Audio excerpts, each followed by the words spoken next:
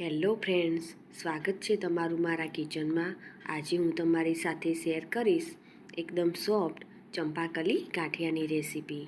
આ ચંપાકલી ગાંઠિયા ફરસાણવાળી દુકાનના જેવા એકદમ સોફ્ટ બનશે।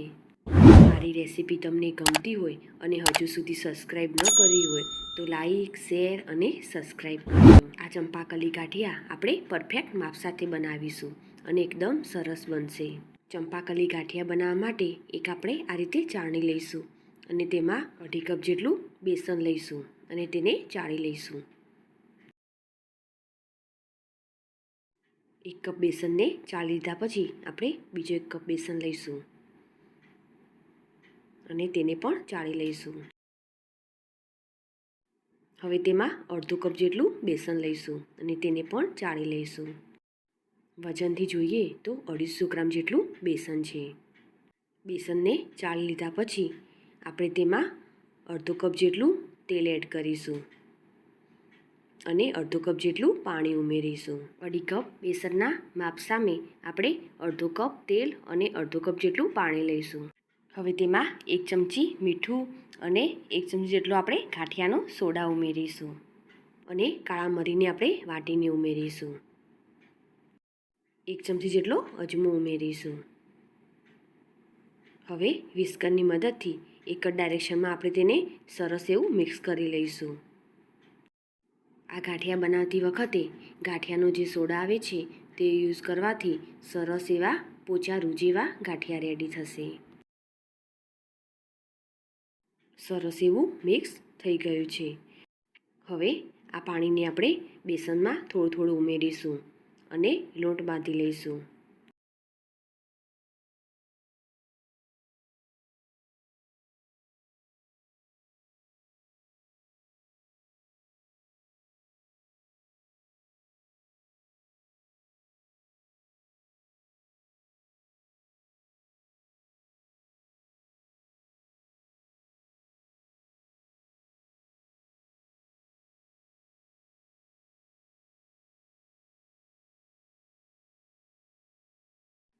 પરફેક્ટ માપ સાથે બનાવીશું તો લોટ સરસ એવો બંધાઈ જશે।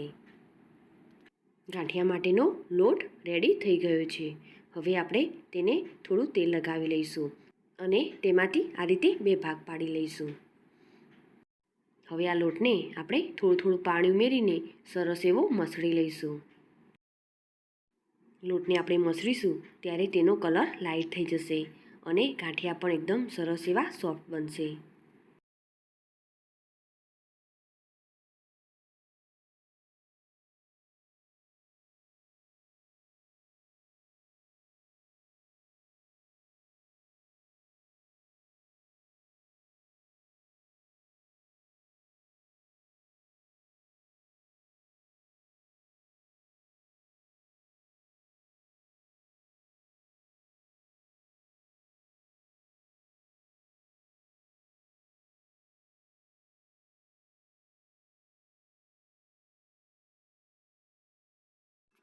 આ રીતે આપણે થોડું થોડું પાણી ઉમેરીશું અને સરસ એવો લોટ મસળી લઈશું। લોટ સરસ એવો સોફ્ટ થઈ જશે અને ગાંઠિયા પણ સરસ એવા બનશે।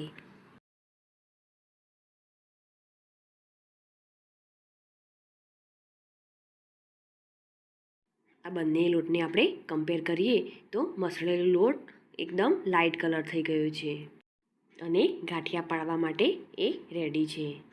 હવે આપણે તેલને ગરમ કરી લઈશું અને આ રીતે ચંપાકલી ગાંઠિયાનો જે જારો હોય તેને આપણે તેલ લગાવી લઈશું। આ રીતે ચંપાકલી ગાંઠિયાનો જારો ન હોય તો જે આપણે સંચામાં ચકરી પાડીએ છીએ તેમાં પણ આ ગાંઠિયા બનાવી શકાય, તે પણ સરસ બને છે।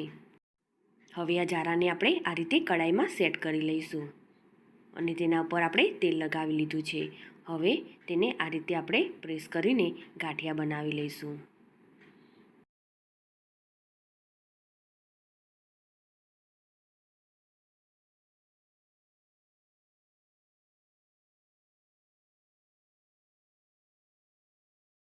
સરસ એવા ગાંઠિયા આપણા જારામાંથી પડી ગયા છે। હવે આપણે તેને સરસ તળી લઈશું। શરૂઆતમાં ગેસની ફ્લેમ લો રાખીશું। એક બાજુ સરસ એવા થઈ જાય પછી આપણે તેની સાઈડ ચેન્જ કરીશું।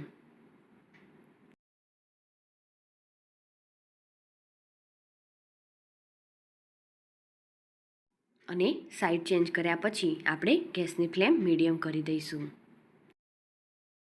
અને જ્યારે તેલમાં બબલ્સ ઓછા થઈ જાય ત્યારે આપણા ગાંઠિયા રેડી થઈ જશે. ત્યારે આપણે તેને બહાર કાઢી લઈશું. ગાંઠિયા સરસ એવા તળાઈ ગયા છે. હવે આપણે તેને બહાર કાઢી લઈશું.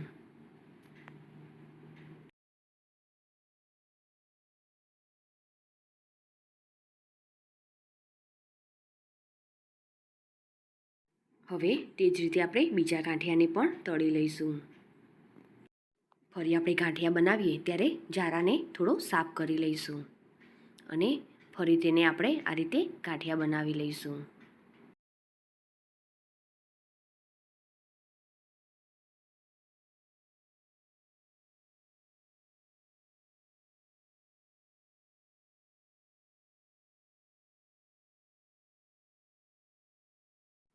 આ રીતે આપણે બીજી વખત પણ ગાંઠિયા બનાવી લીધા છે અને તેને સરસ એવા તળી લઈશું.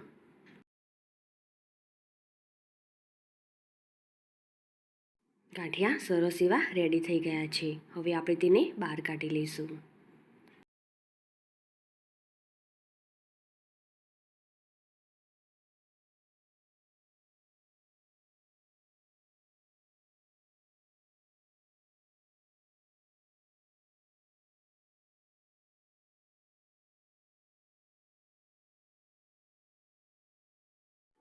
અઢી કપ બેસનમાંથી આટલા ગાંઠિયા રેડી થશે.